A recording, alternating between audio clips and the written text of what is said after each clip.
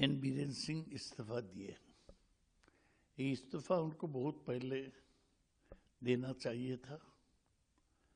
अगर देते तो इतना नुकसान हुआ मणिपुर में, इतने लोगों को मौत हुआ, इतने लोग घायल हुआ,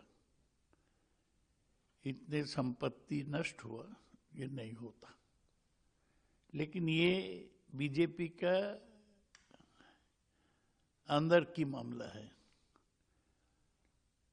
आज मैं देखा कि बीजेपी के 8 एमएलए बीरेन सिंह के खिलाफ गए थे और एक मीटिंग हुआ था दिल्ली में, उसके बाद ही बीरेन सिंह रिजाइन किया। ये एक एग्जाम्पल है, दृष्टांत है लोगों के सामने कि बीजेपी कैसे चलाता।